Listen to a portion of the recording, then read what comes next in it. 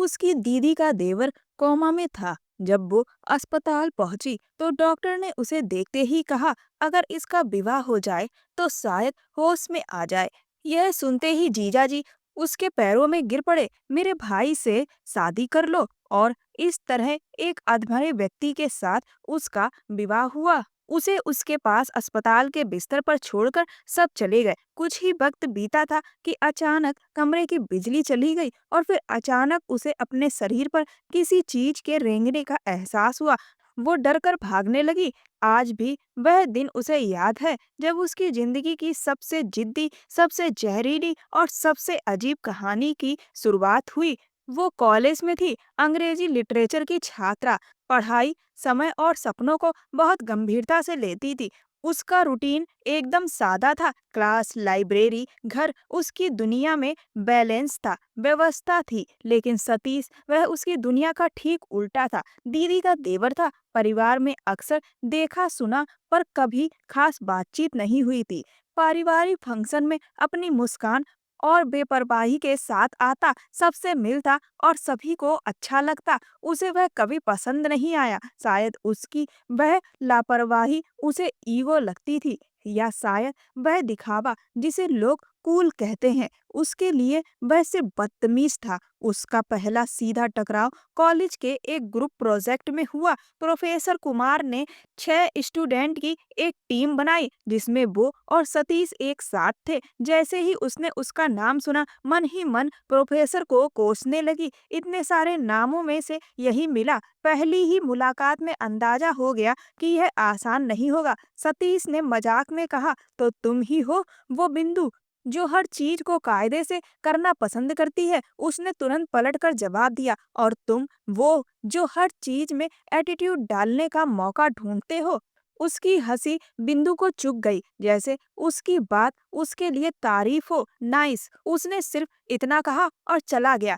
बिंदु ने वो दिन दिमाग में नोट कर लिया। प्रोजेक्ट की पहली मीटिंग, पहला जहर। उसकी दीदी का ससुराल पास वाले गांव में था और दोनों गांव के पास एक ही कॉलेज था, इसीलिए वो दोनों एक ही कॉलेज में पढ़ते थे। अगली सुबह जब वो सब लाइब्रेरी में मिले तो उसे पहले से अंदाजा था कि सतीश देर से आएगा। वही हुआ। जब बिंदु ने समय पर न आने की शिकायत की तो उसने लापरवाही से कहा, अरे रिलैक्स, प्रोजेक्ट है, जिंदगी नहीं। बिंदु ने गंभीरता से कहा, तुम्हारे लिए जिंदगी आम हो सकती है, मेरे लिए ये नंबर मायने रखते हैं। उसने कहा, बहुत सीरियस हो तुम, कभी हंसती भी हो? बिंदु ने तंग होकर कहा, हंसती हूँ लेकिन बेकार बातों पर नहीं। ऐसा नहीं था कि वो हर बात पर उससे बहस करती। कई बार कोशिश की कि नजरअंदाज कर दे, लेकिन वह कुछ ऐसा कर देता कि अनदेखा करना नामुमकिन हो जाता। कभी क्लास में उसके नोट्स छीन कर पढ़ने लगता, कभी ग्रुप चैट में बेहुदा मीम्स भेजकर सबको हंसाता, और बिंदु को सिर्फ गुस्सा आता। एक दिन जब उसने प्रेजेंटेशन के लिए पूरी समरी बनाकर सबको भेजी तो सतीश ने सिर्फ एक लाइन में रिप्लाई दिया, बहुत बोरिंग, थोड़ा मसाला होना चाहिए। बिंदु ने उसका कोई जवाब नहीं दिया, उसे ब्लॉक कर दिया। लेकिन वह वही नहीं रुका। अगले दिन पूरी क्लास के सामने कह दिया, बिंदु ने मुझे ब्लॉक कर दिया क्योंकि मैंने सच बोल दिया। उसने अपनी नजरें झुका ली और चुपचाप अपने नोट्स की तरफ देखने लगी। उसके अंदर गुस्से की लहर दौड़ रही थी, लेकिन उसने खुद पर काबू रखा। कुछ दिन बाद पता चला कि उन्हें कॉलेज की ओर से एक ट्रिप पर एक साथ प्रेजेंटेशन देनी है। गांव के बाहर वो झिझकी, लेकिन ना जाना मुमकिन नहीं था। ट्रिप पर जाने से एक रात पहले उसकी माँ ने कहा, सतीश भी जा रहा है ना, अच्छा है, शायद कुछ समझ आ जाए तुम्हें भी। उसने अपनी माँ की ओर देखा, जैसे वह भी अब सतीश की फैन क्लब की सदस्य बन चुकी हो। बिंदु ने मन ही मन कहा, मुझे सब समझ है, मुझे और कुछ नहीं समझना। अगली सुबह ट्रिप के लिए बस में सतीश उसके बराबर में आकर बैठ गया। उसने तुरंत कहा, ये सीट पहले से ली गई है। उसने मुस्कुराकर पूछा, किसके लिए? बिंदु ने ठंडे स्वर में जवाब दिया, खामोशी के लिए। वह बस हंसा और बैठा रहा। उसने अपनी नजरें खिड़की के बाहर जमा दी, लेकिन उसकी मौजूदगी हर पल खलती रही। उनकी प्रेजेंटेशन ठीक रही, लेकिन अंत में सतीश ने वही किया जिसका उसे डर था। उसने उसकी लिखी हुई स्क्रिप्ट को बदलकर मजाकिया बना दिया और सब हंस पड़े। जब सब तारीफ कर रहे थे, वो चुप थी। वापसी में बस में उसने पास आकर कहा, शुक्रिया तो कहो, तुम्हारी बोरिंग स्क्रिप्ट में जान डाल दी आज। बिंदु ने पलटकर कहा, तुम्हारी हर बात, तुम्हारे हर एटीट्यूड की निशानी है सतीश। आज फिर साबित कर दिया कि तुम्हें मेहनत नहीं, सिर्फ अटेंशन चाहिए। उसकी हंसी इस बार अलग थी, हल्की मगर अजीब। तुम मुझे पसंद नहीं करती ना? बिल्कुल नहीं, बिंदु ने तुरंत जवाब दिया। परफेक्ट। यह वही पल था जब उनके बीच नफरत की पहली ईंट रख दी गई थी, और उसे नहीं पता था कि यह दीवार बनेगी या कोई बुनियाद। ट्रिप के बाद उन्होंने एक दूसरे को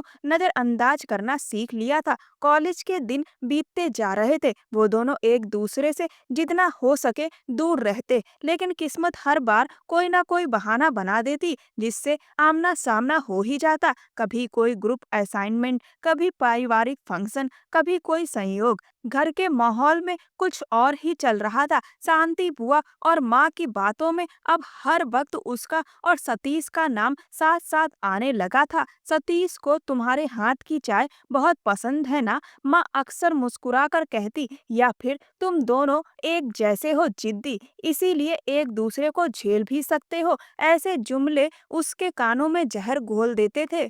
बिंदु हर बार कहती, माँ प्लीज, मैं और सतीश नामुमकिन, लेकिन माँ हंसती रहती, जैसे उसके इनकार में ही उन्हें हामी मिलती हो। एक बार दीदी जीजा जी ने दरिया किनारे एक पुराने फार्म हाउस पर पिकनिक का प्लान बनाया। उसने मना किया, लेकिन उसकी माँ ने जोर देकर कहा, जिद छोड़ो, परिवार के साथ समय बिताना सीखो। वो मान गई, शायद कुछ शांति मिल जाए। लेकिन वहां पहुंचते ही सबसे पहला चेहरा जो दिखा वो सतीश था। जीन्स, सफेद टी शर्ट, आंखों पर सनग्लासेस। वह सबसे अलग दिखता था, जैसे किसी और ही दुनिया का हो।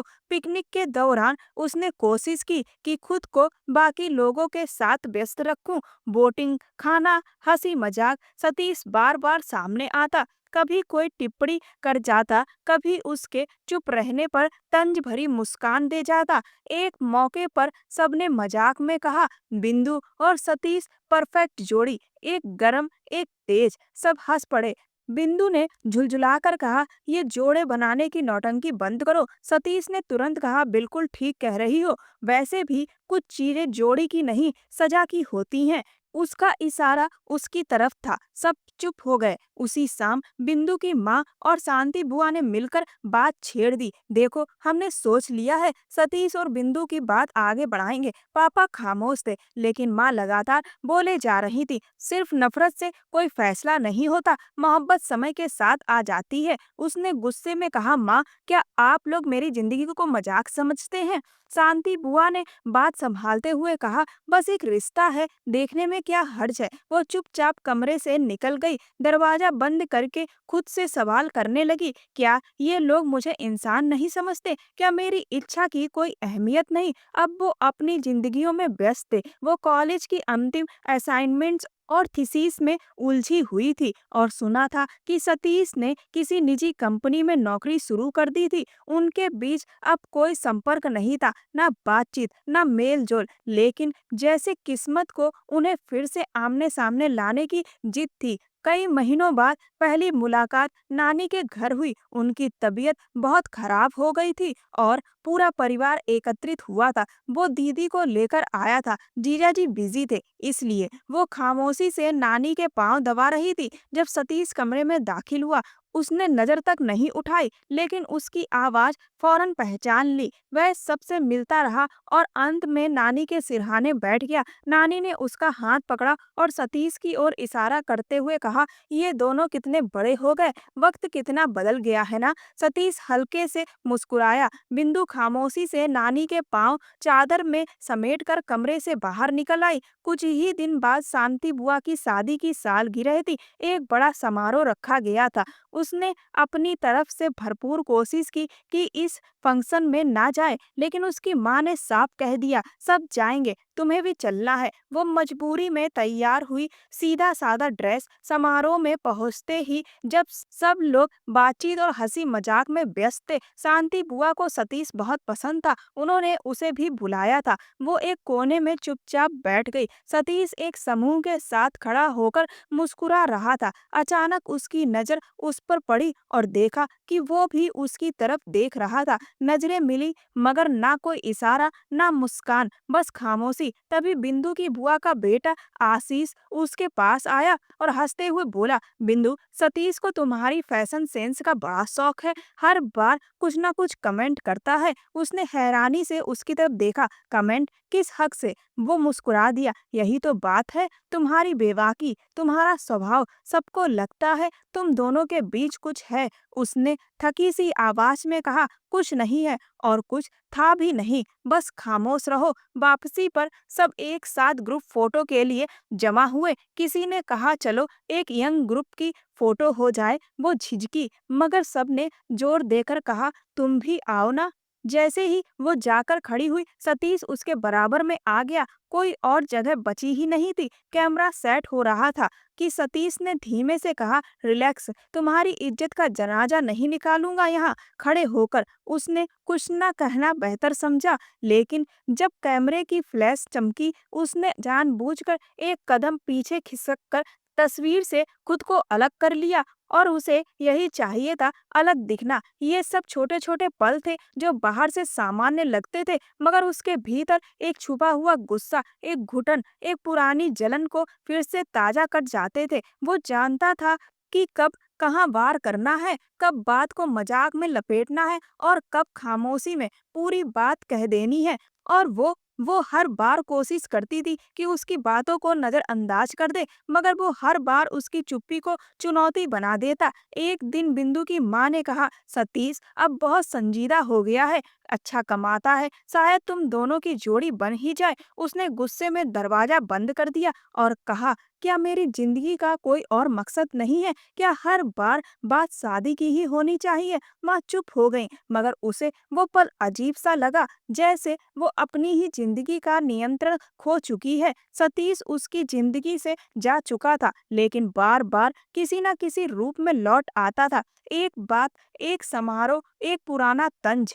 वह उसके दिल में नहीं था, लेकिन उसकी सोच का हिस्सा बन गया था। वो हर दिन उसे भूलने की नाकाम कोशिश करती थी। यह सब जैसे कोई खामोश साजिश थी, जिसके बारे में उसे कोई सूचना नहीं मिली थी। उसकी माँ ने बस इतना कहा, रविवार के लिए तुम्हारे कपड़े प्रेस होकर आ गए हैं, सब रिश्तेदार आ रहे हैं, अपनी शक्ल ठीक कर लो। उसे लगा शायद कोई दावत है या नानी के घर पारिवारिक मिलन होगा। उसने बहस नहीं की, बस हाँ में सिर हिलाया, लेकिन दिल में एक अनकही घबराहट थी जो हर पल बढ़ती जा रही थी। रविवार की सुबह उसकी माँ ने उसके पलंग पर एक खास कपड़ा रख दिया, चमकदार रंगों से सजा। उसने माथे पर बल डालते हुए पूछा, यह इतना भारी कपड़ा किस खुशी में? उसकी माँ ने नजरें चुराते हुए कहा, बस थोड़ा औपचारिक माहौल है, सब अच्छे से आएंगे, तुम बेवजह जिद मत करना, बात इज्जत की है। जब वो नानी के घर पहुंचे तो पूरा आंगन सजाया गया था,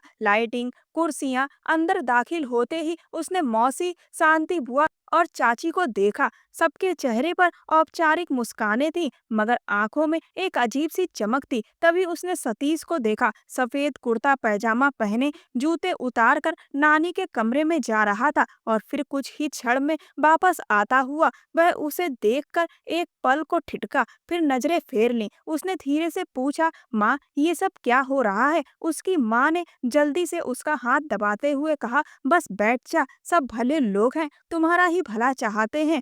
उसने खुद को संभाला, मगर मन की बेचैनी अब खुलकर सामने आ चुकी थी। मिठाई बांटी गई, दीदी ने सबको चाय दी और फिर वो क्षण आया जब चांदी की एक छोटी सी थाली में अंगूठी रखकर लाई गई। सबकी नजरें उस पर टिकी थी। शांति बुआ आगे बढ़ी, सतीश के हाथ में अंगूठी थमाई और कहा, बेटा पहना दो। उसे यकीन नहीं हुआ, वो जैसे पत्थर की हो गई थी। सतीश ने अंगूठी ली, उसकी ओर बढ़ा, मगर तभी उसके चेहरे के भाव बदलने लगे। उसकी भौंहों पर सिकन आ गई, आंखों में गुस्सा था, होठों पर कड़वाहट। रुकिए, उसने ऊंची आवाज में कहा, सब चौंक कर पीछे हट गए। मैं यह नाटक नहीं करूंगा, उसने कहा और एक कदम पीछे हटा। अंगूठी वापस थाली में रखी और मेज पर जोर से हाथ मारा। मेज हिली, चाय के कप डगमगाए, कुछ बूंदें उसके सफेद कुर्ते पर गिरी। मैं किसी जिद्दी घमंडी लड़की से शादी नहीं करूंगा, जिसे सिर्फ अपनी बात कहनी है, जो दूसरों की भावनाओं की कद्र करना नहीं जानती,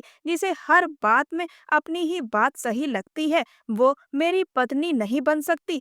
एक पल के लिए जैसे पूरी महफिल सुन्न हो गई, हर आवाज थम गई थी। सिर्फ हवा की हल्की सी सरसराहट और कुछ लोगों की सांसें सुनाई दे रही थी। वो कुर्सी पर बैठी रही, बिल्कुल जड़। उसने कुछ नहीं कहा, हिली भी नहीं। उसकी पलकें तक स्थिर थीं। शायद अंदर ही सब कुछ थम गया था। वह इंसान जो उसे हर बार तंज मारता था, आज सबके सामने उसके अस्तित्व को रौंद गया था। शांति बुआ फौरन बोल पड़ी, बेटा ये क्या कह रहे हो? सब रिश्तेदार बैठे हैं, थोड़ा संयम रखो। सतीश ने सिर्फ इतना कहा, संयम? जब रिश्ते में दिल ही ना हो तो चुप्पी सिर्फ बेवकूफी है। बिंदु की माँ ने उसकी तरफ देखा, जैसे कुछ कहना चाहती हूँ, मगर उसने बस गर्दन घुमाकर उनकी ओर देखा। उसकी आंखों में कोई आंसू नहीं था, सिर्फ एक ठंडा सा विरोध था। वो रुक गया। बिंदु चुपचाप उठी और अंदर के कमरे में चली गई। दरवाजा बंद किया और चुपचाप बैठ गई। न आंखों में आंसू थे,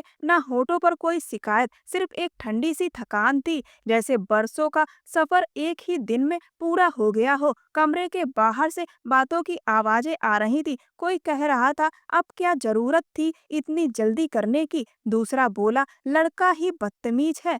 लड़की ने तो कुछ कहा भी नहीं। तीसरे ने कहा, आजकल के बच्चे अपने माँ बाप की इज्जत की परवाह ही नहीं करते। सतीश भी शायद कहीं वही था, लेकिन अब उसके लिए वो गैर हो चुका था। उसने जो अल्फाज सबके सामने उसके लिए कहे थे, वो अब कभी वापस नहीं लिए जा सकते थे। रिश्ता नहीं टूटा था, मगर सम्मान टूट चुका था, और जब सम्मान मर जाता है तो रिश्ता अपने आप दफन हो जाता है। अगले दिन सब कुछ फिर से सामान्य हो गया। घर पहुंचते ही बिंदु की माँ ने कहा, इस रिश्ते को अब भूल जाना चाहिए। उसने सिर्फ सिर हिलाया और अपने कमरे में चली गई। सतीश अब उसके लिए सिर्फ एक इंसान नहीं था, वो एक प्रतीक बन चुका था, जबरन थोपे गए फैसलों और ना मानी हुई मर्जी की कीमत का।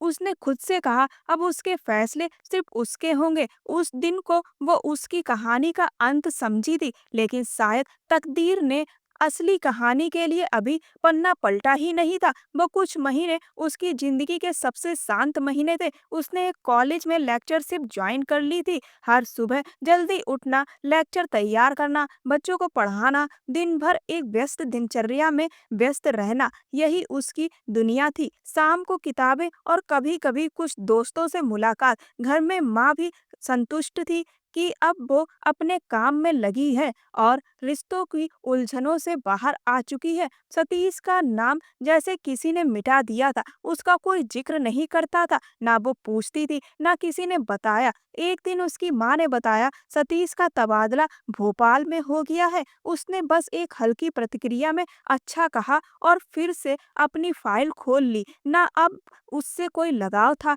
ना गुस्सा, ना नफरत, बस एक अजीब सी बात थी, बिना जुड़ाव के। जिंदगी अपने ढर्रे पर चल रही थी।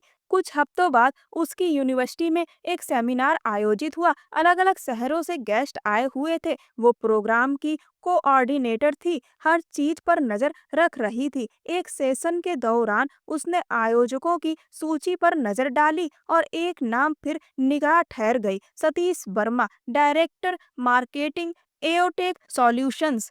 दिल की रफ्तार एक लम्हे को बदली, लेकिन उसने फौरन नजरें फेर ली। उस दिन वो सेशन में आया, लेकिन उनकी नजरें नहीं मिली। कुछ देर बैठा रहा और फिर चुपचाप चला गया। उसे लगा शायद यही आखिरी मुलाकात थी।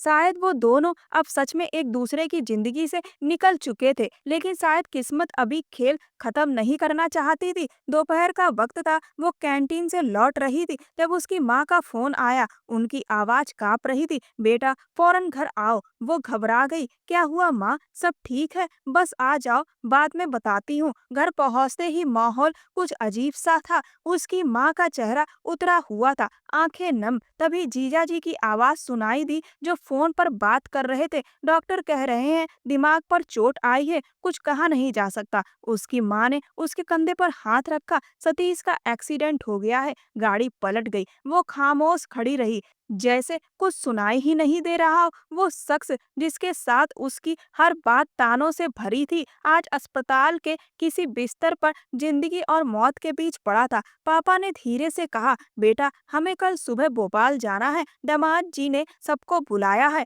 अगले दिन वो रवाना हुए। पूरा सफर खामोशी में बीता। उसने खिड़की के बाहर देखते हुए खुद को बार बार समझाया, तुम्हें फर्क नहीं पड़ना चाहिए, तुम्हें कुछ महसूस नहीं करना चाहिए। मगर दिल जैसे हर तर्क को दरकिनार कर रहा था। अस्पताल पहुंचे तो माहौल भारी था। हल्की रोशनी, कॉरिडोर में चलते डॉक्टर, रिश्तेदारों के घबराए हुए चेहरे और चारों तरफ एक थमी हुई बेचैनी। जीजा जी उन्हें देखकर पास आए। सतीश के पास जाओ, शायद कोई प्रतिक्रिया मिले। डॉक्टर कुछ उम्मीद लगाए बैठे हैं। वो चुप रही और पापा के साथ अंदर चली गई। वही था, वो सफेद बिस्तर पर लेटा हुआ। मशीनों की आवाजें गूंज रही थी। वो इंसान जिसकी जिंदगी हमेशा एक हरकत में होती थी, आज बिल्कुल निष्क्रिय पड़ा हुआ था। वो बिस्तर के पास खड़ी हुई और पहली बार उसके चेहरे को गौर से देखा, बिना किसी गुस्से, बिना किसी नफरत के। वही चेहरा जो कभी हंसते हुए तंज कसता था,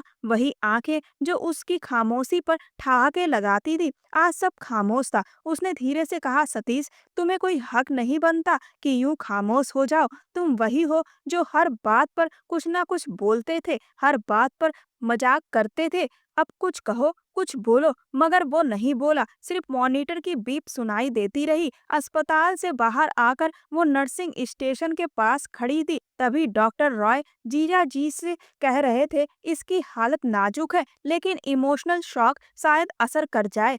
कुछ मरीज अपनों की आवाज या कोई इमोशनल बात सुनकर रिएक्ट करते हैं। हमें कोई ऐसा जज्बाती झटका चाहिए जो इसे वापस जिंदगी की ओर खींच सके। जीजा जी ने पूछा, आपका मतलब क्या है? डॉक्टर ने गंभीर स्वर में कहा, कभी कभी विवाह जैसे रिश्ते का ऐलान या कोई इमोशनल पॉइंट किसी पेशेंट को होश में वापस ला सकता है। जिया जी चुप हो गए और वो थोड़ी दूर पर खड़ी सब सुन रही थी। शायद अभी कोई फैसला नहीं हुआ था, लेकिन उसके भीतर एक अजीब सी बेचैनी ने घर कर लिया था। जिस व्यक्ति को उसने अपनी जिंदगी से निकाल फेंका था, शायद अब वही उसके भविष्य की लकीर बनने वाला था। उसे उस वक्त ये नहीं मालूम था कि आने वाले दिनों में उसकी जिंदगी कौन सा तूफान लेकर आने वाली है, लेकिन इतना जरूर समझ चुकी थी कि सुकून के वो कुछ लम्हे जो उसने बड़ी मुश्किल से कमाए थे, अब खत्म हो चुके हैं। अस्पताल की वह लंबी सी गैलरी किसी सुनसान रास्ते की तरह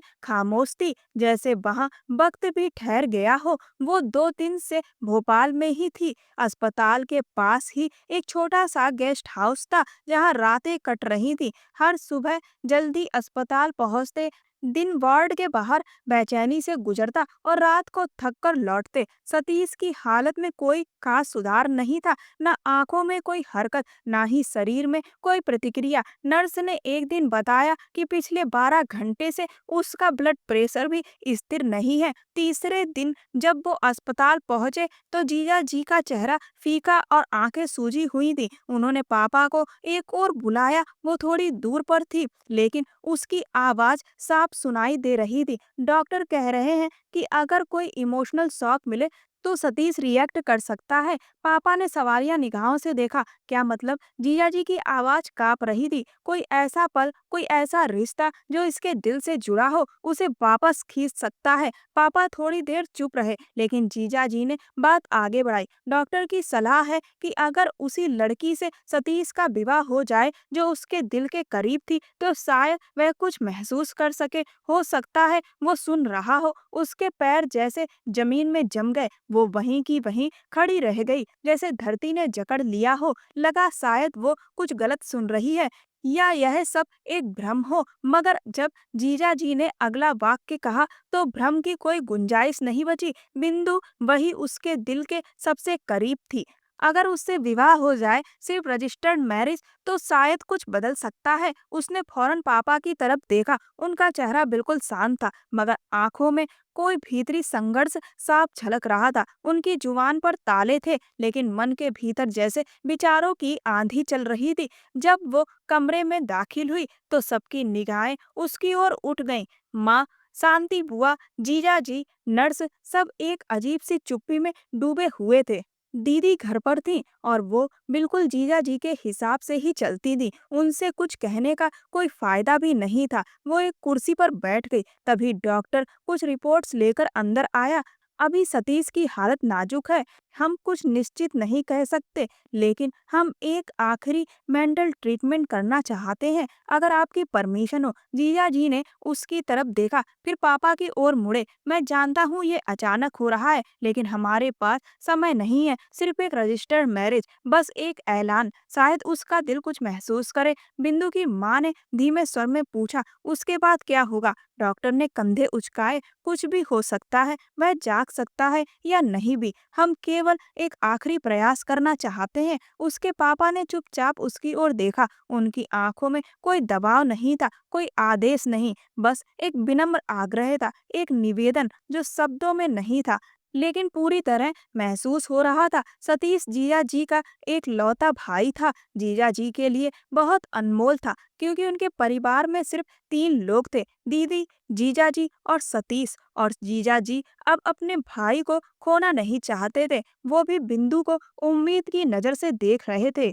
उसकी जुबान बंद रही, वो होंठ पीछे बैठी रही, ना कोई जज्बात, ना इनकार। दोपहर को सब इंतजाम पूरे कर दिए गए। एक नर्स ने उसे दुपट्टा पकड़ा दिया। उसकी माँ ने खामोशी से वह दुपट्टा उसके सिर पर रख दिया। उसी पल उसने पहली बार खुद को किसी और की जिंदगी में कदम रखते महसूस किया, जैसे उसकी पहचान, उसकी मर्जी अब उसके बस में नहीं रही। एक मैरिज रजिस्टर करने वाले अधिकारी, उसके साथ 2 लोग और थे। उसके पास बैठकर उन्होंने कागजों पर उसके सिग्नेचर करवाए और सतीश का अंगूठा लगवाया। गवाहों के तौर पर उसके पापा और जीजा ने सिग्नेचर किए। बिंदु को ऐसा लगा जैसे कोई सपना चल रहा हो। दूर कहीं से आती आवाजें, सबका चेहरा किसी बोझ तले झुका हुआ था। उसे सतीश के बिस्तर के पास बैठा दिया गया। नर्स बोली, हाथ थाम लीजिए, कभी कभी स्पर्श से भी प्रतिक्रिया मिलती है।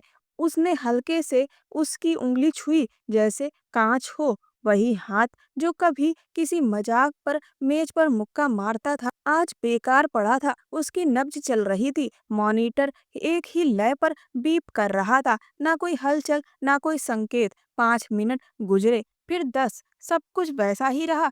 डॉक्टर ने आकर कहा, शायद समय लगे, आप चाहें तो जा सकती हैं। वो उठी और कमरे से बाहर निकल आई। उसकी माँ ने उसका हाथ पकड़कर हल्के से दबाया। तुमने बहुत हिम्मत दिखाई। उसने कुछ नहीं कहा, बस जाकर कुर्सी पर बैठ गई और दरवाजे की तरफ देखती रही। किसी ने उससे ये नहीं पूछा कि वो क्या चाहती है, शायद इसीलिए कि अब किसी को फर्क नहीं पड़ता था, या शायद अब सचमुच फर्क पड़ना बंद हो गया था। वह दिन पूरी खामोशी में गुजरा। सतीश ने आंख नहीं खोली, उसने आवाज नहीं निकाली। सबने मान लिया कि शादी हो चुकी है, चाहे औपचारिक हो या भावनात्मक। लेकिन उसके दिल में एक सवाल हथौड़े की तरह गूंजता रहा, क्या अब वो सचमुच उसकी पत्नी है, या सिर्फ एक कोशिश, एक प्रयोग? सुबह की तेज रोशनी आंखों पर जबरन उतर रही थी। वो गेस्ट हाउस के कमरे में बैठी थी। दुपट्टा अब भी उसके कंधों पर था। उसकी माँ ने आकर बस इतना कहा, चलो बेटा, डॉक्टर ने कहा है तुम कुछ देर सतीश के पास बैठो। उसने बेआवाज अंदाज में सिर हिला दिया। दिल भारी था, मगर कदम अपने आप उठ रहे थे, जैसे उसके शरीर का नियंत्रण किसी और के हाथ में हो। अस्पताल की गलियों में हल्की चहल पहल थी, लेकिन कमरा नंबर 112 के बाहर एक अजीब सा सन्नाटा पसरा हुआ था। अंदर गई तो वही दृश्य, वही बेजान सा शरीर, वही मशीनों की बीप, वही ठहरी हुई हवा। नर्स ने खामोशी से दरवाजा बंद किया। उसे लगा जैसे वो किसी परीक्षा में दाखिल हो गई है। वो सोफे पर बैठने की बजाय पास रखे स्टूल पर बैठ गई। कमरे में सिर्फ दो रोशनी थी, एक मॉनिटर की नीली चमक और दूसरी खिड़की से आती धूप की किरण। उसने सतीश का हाथ फिर से छुआ, लेकिन इस बार जैसे भीतर कुछ पिघल गया। तुम्हें पता भी है तुम्हारे नाम पर क्या कर डाला गया है? उसने फुसफुसाकर कहा, सिर्फ इसलिए कि शायद तुम्हारी पलकों में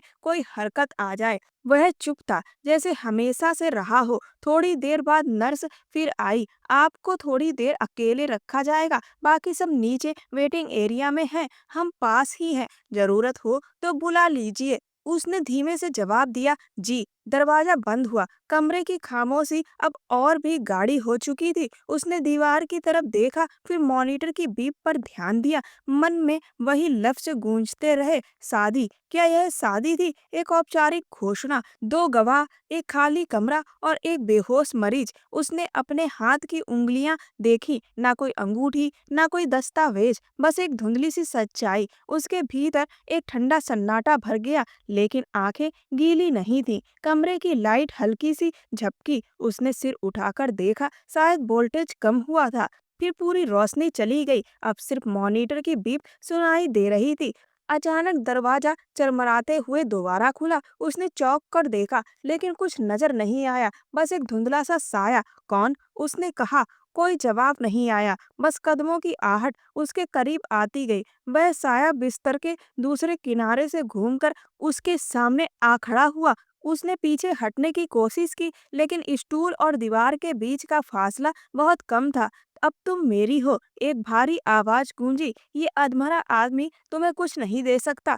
उसके जिस्म में जैसे बिजली दौड़ गई। उसने चीखने की कोशिश की, मगर आवाज गले में ही अटक गई। रुको, हटो। कौन हो तुम? वो खड़ी हो गई, पीछे हटते हुए बिस्तर के दूसरी ओर चली गई। ये तुम्हारा पति है या सिर्फ एक जिस्म जो मुश्किल से सांस ले रहा है? आवाज और करीब हुई। उसने दीवार के साथ लगकर पूरी ताकत से चीख मारी, कोई है? किसी को बुलाओ। अचानक मॉनिटर की बीप का पैटर्न बदल गया। वो चौंकी और सतीश की तरफ देखा। उसकी उंगली में मामूली सी हरकत हुई, बीप तेज हो गई। सतीश, उसके मुंह से निकला। अगले पल वो साया पीछे हट गया और दरवाजा जोर से खुला। रोशनी लौटी। नर्स, डॉक्टर और उसकी माँ एक साथ कमरे में दाखिल हुए। क्या हुआ? आप चीख रही थी, नर्स ने घबराकर पूछा। उसने हाँफते हुए दीवार थाम ली। कोई था, कोई आया था। डॉक्टर की नजर फौरन मॉनिटर पर पड़ी। हार्ट रेट बढ़ा है, ये तो बड़ी खबर है। डॉक्टर सतीश के करीब पहुंचा। सतीश, क्या आप मुझे सुन सकते हैं? अगर सुन पा रहे हैं तो पलक झपकाएं। और फिर उसकी पलकें हल्के से हिली। ये होश में आ रहा है। डॉक्टर की आवाज में जोश था। जल्दी न्यूरोलॉजिस्ट को बुलाओ। कमरे में जैसे अचानक एक तूफान उठ गया। उसकी माँ ने उसे सीने से लगाकर कहा, तूने चमत्कार कर दिया। तेरी मौजूदगी ने उसे खींच लिया वापस। उसे कमरे से बाहर ले जाया गया। वो खामोशी में चलती रही, जैसे अब कुछ समझने को बचा ही नहीं था। वेटिंग एरिया में सब लोग एक दूसरे को बधाई दे रहे थे। बिंदु का विवाह ही तो था जो असर कर गया। मोहब्बत में बहुत ताकत होती है। अब ये रिश्ता तो असली हो गया। वो सब सुन रही थी, मगर उसके अंदर एक सवाल लगातार हथौड़े की तरह गूंज रहा था। आखिर कमरे में कौन था? किसने उसके करीब आने की कोशिश की थी? उस रात नींद आंखों से कोसों दूर थी। वो सोच रही थी, ये शादी शादी है या सिर्फ प्रयोग। उसने अपने दिल से कहा, सच चाहे जो हो, खामोशी कभी झूठ नहीं बोलती। और उसकी खामोशी चीख चीख कर कह रही थी, ये शादी शादी नहीं थी। अगले ही दिन सतीश की आंखों में होश की चमक थी, जैसे नींद के जाल से कोई जाग उठा हो। वह उसे देखकर मुस्कुराया, धीमी आवाज में बोला, तुम मेरे लिए आई थी? वो कुछ बोल ना सकी, बस सिर हिला दिया। वह बोला, बीवी हो तुम मेरी। उसकी सांस जैसे अटक गई, मगर लबों पर मुस्कुराहट लानी पड़ी। अस्पताल के स्टाफ के सामने कोई और रिएक्ट देना मुमकिन नहीं था। उसने धीरे से कहा, हाँ सतीश। उसके बाद सब कुछ बदलने लगा। सतीश तेजी से ठीक होने लगा, जैसे उसके झूठ ने उसकी जिंदगी को नई रफ्तार दे दी हो। वो रोज अस्पताल जाती, वह खुश होता, उसका हाथ पकड़ता, कभी हंसकर कहता, ये सब तुम्हारे बिना मुमकिन नहीं था मेरी बीवी। बीवी, ये शब्द हर वक्त उसके अंदर एक हल्की सी कराह पैदा करता। क्या वो वाकई उसकी पत्नी है?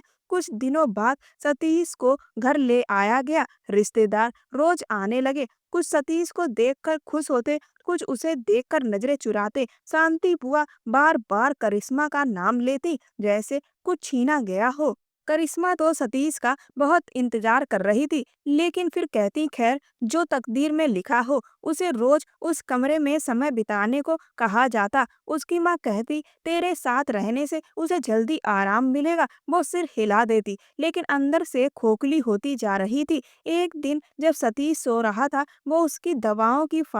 ले दे वो उसकी दवाओं की फाइल देखने लगी। दराज खोली तो रसीदें, रिपोर्ट और एक नीली फाइल मिली जिस पर लिखा था पर्सनल। दिल धड़कने लगा। फाइल खोली, कुछ कागज थे। उनमें एक पन्ना ऐसा था जिस पर उसका और सतीश का नाम लिखा था, लेकिन कोई विवाह प्रमाण पत्र, कोई कानूनी दस्तावेज नहीं था।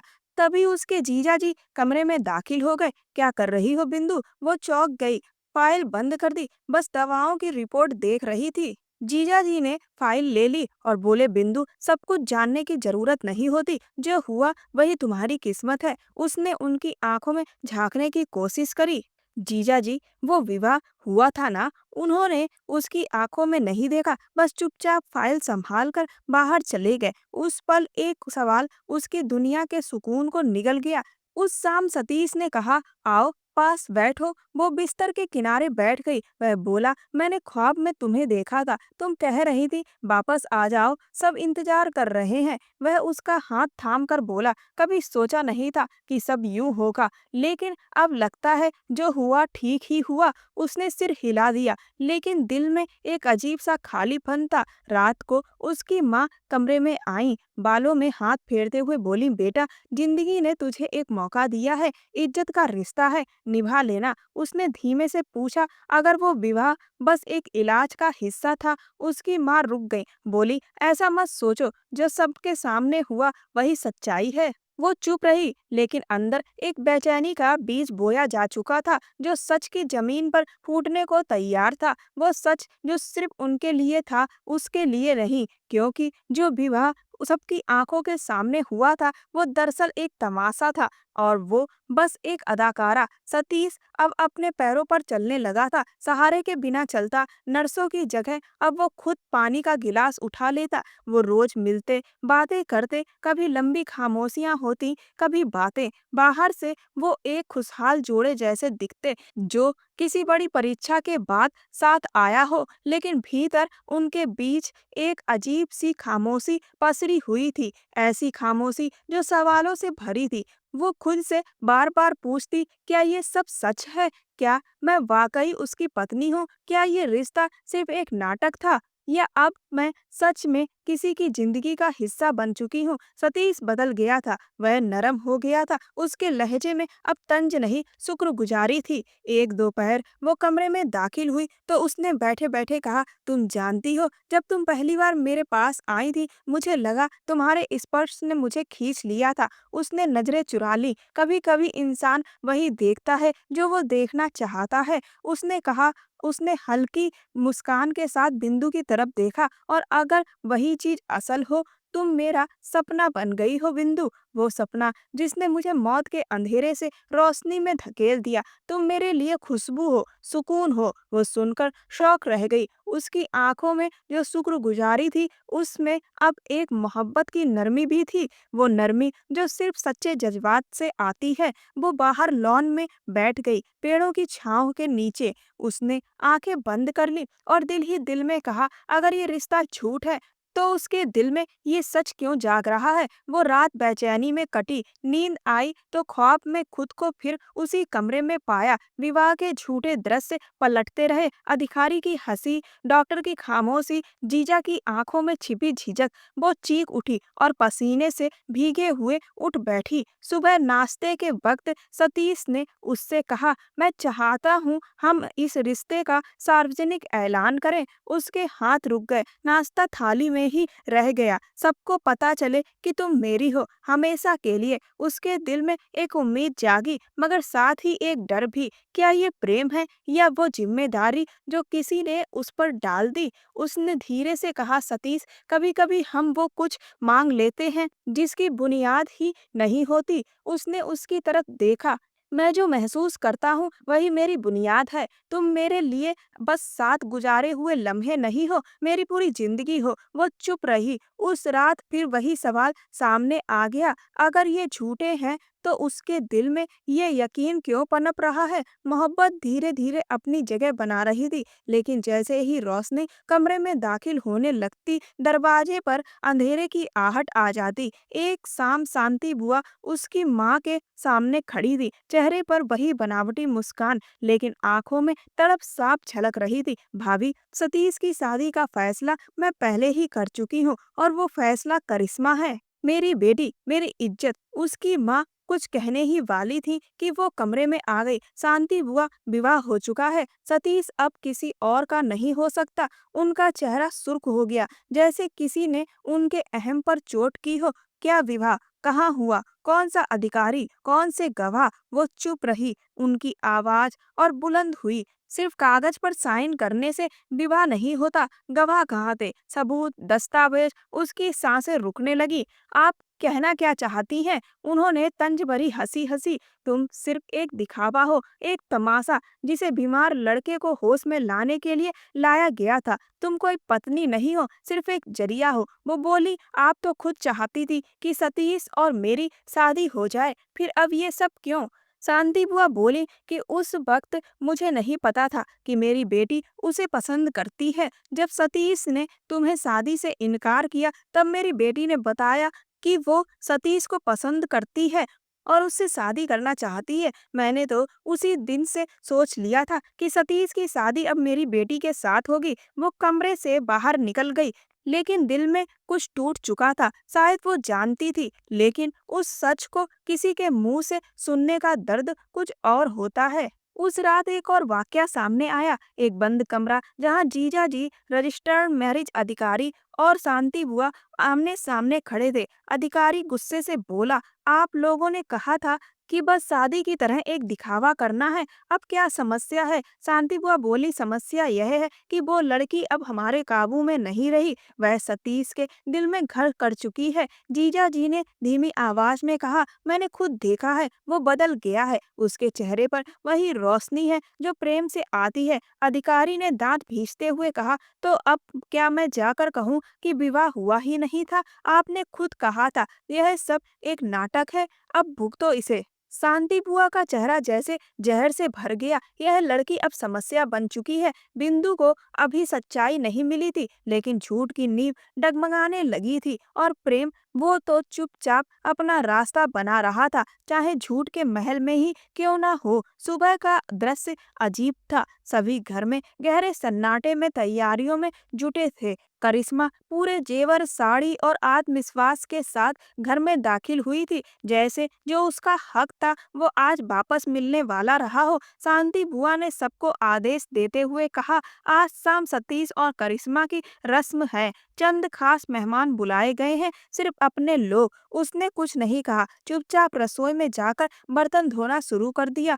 हाथ अपने आप चल रहे थे, लेकिन दिमाग में बस एक ही सवाल गूंज रहा था, क्या उसकी खामोशी उसके अस्तित्व को मिटा देगी? दोपहर के वक्त जब वो लॉन से गुजर रही थी, अचानक उसकी नजर करिश्मा पर पड़ी। वह उसके पुराने दुपट्टे में आईने के सामने खड़ी होकर जेवर पहन रही थी और बोल रही थी, असल दुल्हन तो ऐसी ही दिखती है, तुम तो बस इत्तेफाक से उसके पास पहुंच गई थी, पर आज उसका फैसला हमारे हाथ में वापस आ गया है। वो चुपचाप पलटी, अपने कमरे में गई, दरवाजा बंद किया और पहली बार आईने में खुद से पूछा, क्या मैं सचमुच उसकी पत्नी हूँ या सिर्फ एक खामोशी जिसे सबने नजरअंदाज कर दिया? तभी दरवाजे पर दस्तक हुई और उसकी दीदी कमरे में आई। उनका चेहरा काफी बुझा हुआ था। वह बोली, बिंदु, मुझे माफ कर दो। उसने कहा, क्या बात है, खुलकर बताइए। वह बोली, तुम्हारे जीजा जी ने तुम्हारे साथ धोखा किया है। दरअसल वह पहले तो चाहते थे कि तुम्हारी और सतीश की शादी हो जाए, क्योंकि सतीश तुम्हें मन ही मन पसंद करता था, लेकिन जब तुमने सतीश को को कोई भाव नहीं दिया तो सतीश ने तुमसे अपनी सगाई तोड़ दी। और उसी दिन शांति बुआ को पता चला कि उनकी बेटी सतीश से प्यार करती है तो वह काफी खुश हुई और उन्होंने तुम्हारे जीजा जी से करिश्मा से शादी के लिए सतीश की बात की। तुम्हारे जीजा जी ने पहले तो कहा कि वह सतीश से पूछकर बताएंगे, लेकिन फिर शांति बुआ ने उन्हें दहेज में मोटी रकम देने को कहा, जिससे वह इस शादी के लिए तैयार हो गए। लेकिन कुछ ही दिनों बाद सतीश का एक्सीडेंट हो गया और वह कॉमे में चला गया। उसे होश में लाने के लिए तुम्हारे जीजा जी ने तुम्हारा यूज किया, क्योंकि डॉक्टर ने उन्हें बताया कि सतीश को कोई इमोशनल शॉक देना है। तुम्हारे जीजा जी जानते थे कि सतीश तुमसे प्यार करता है और कहीं ना कहीं उसके मन में तुम आज भी हो। उन्होंने इसी बात का फायदा उठाया और तुम्हारी झूठी शादी करवाई, जिससे सतीश होश में आ जाए। और शांति बुआ और तुम्हारे जीजा जी ने मिलकर पहले ही तय कर लिया था कि जब सतीश होश में आ जाएगा तब वह इस झूठी शादी का सच तुम्हारे सामने खोल देंगे और करिश्मा और सतीश की शादी करवा देंगे। और तुमने बताया था कि अस्पताल में जब तुम सतीश के साथ कमरे में बैठी हुई थी तब कोई साया तुम्हारे कमरे में आया था, जिसने तुम्हारे करीब आने की कोशिश की थी। तो वह कोई और नहीं, तुम्हारे जीजा जी ही थे, क्योंकि डॉक्टर ने उन्हें यह करने को कहा था जिससे सतीश को शौक लगे, क्योंकि सिर्फ तुम्हारे साथ शादी होने की वजह से वह कुछ खास रिएक्ट नहीं कर रहा था। तो डॉक्टर ने बोला कि कुछ ऐसा सीन क्रिएट किया जाए जिस पर वह रिएक्ट करने पर मजबूर हो जाए। तभी वह कमरे में आए और उन्होंने तुम्हें डराने की कोशिश की और यह तरीका सफल रहा। बिंदु, तुम मुझे माफ कर दो।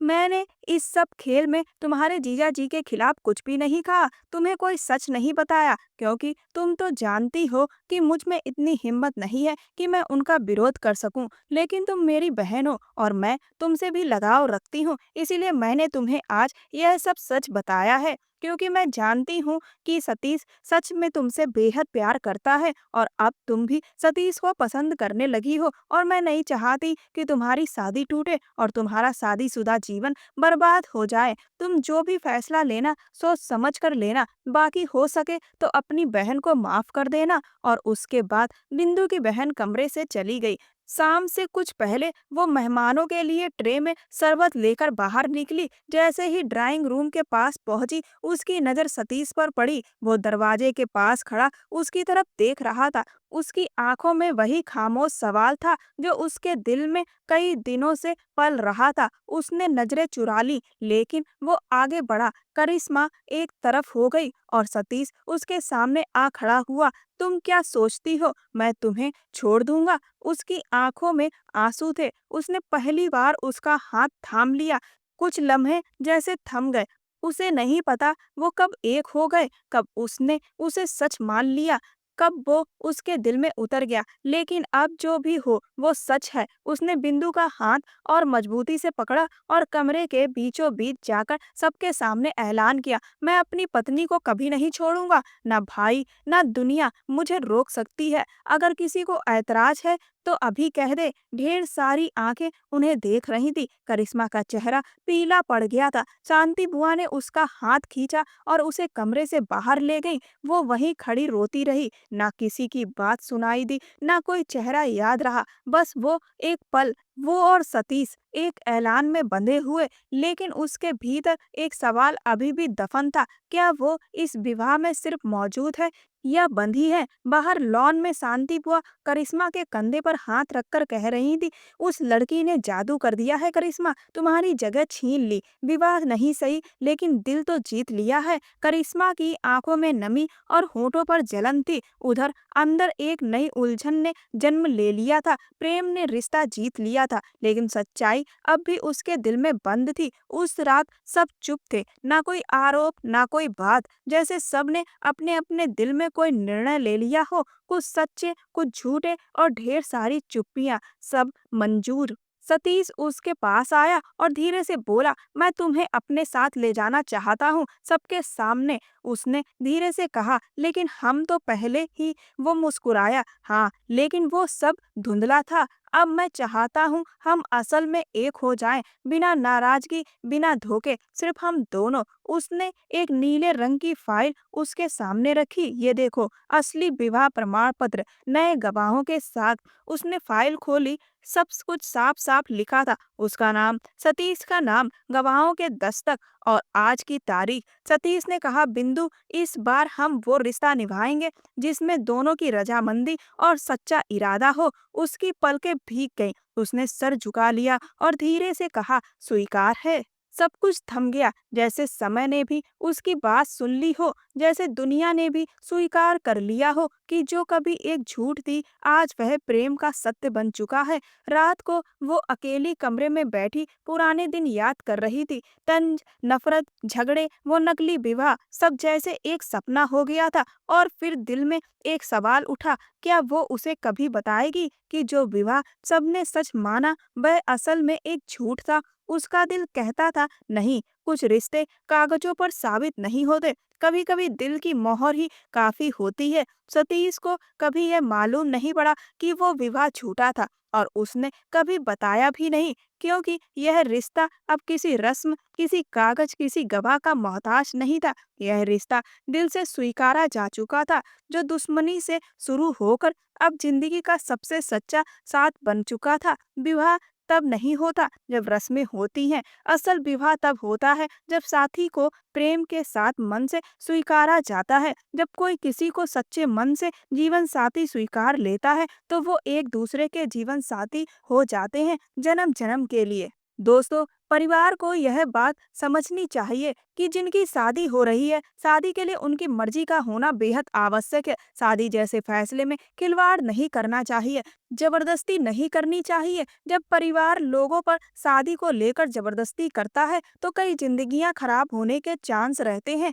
आज बिंदु को अपने परिवार से कोई लगाव नहीं है, क्योंकि उसके परिवार ने कभी भी उसकी मर्जी को महत्व नहीं दिया। उन्होंने बस अपने हिसाब से उस पर चीज थोपने की कोशिश की, और दीदी जीजा जी से भी वह अब दूर जा चुकी थी, क्योंकि उन्होंने भी अपने स्वार्थ के लिए उसका यूज किया था। सतीश बिंदु को लेकर भोपाल चला गया था, और वहां पर वह एक अच्छी नौकरी कर रहा था, और बिंदु भी अब कॉलेज में पढ़ाने लगी थी। दोनों की जिंदगी पटरी पर आ गई थी, और दोनों ने एक प्रेम भरी गृहस्थी बसा ली थी, और एक अच्छा खुशहाल जीवन जी रहे थे। आपको यह कहानी कैसी लगी, हमें कमेंट सेक्शन में जरूर बताएं, और अगली प्रेम कहानी के लिए किरदारों के नाम सुझाएं। साथ ही साथ मेरे चैनल को सब्सक्राइब कर वीडियो को लाइक कर दें, और वीडियो को ज्यादा से ज्यादा शेयर करें।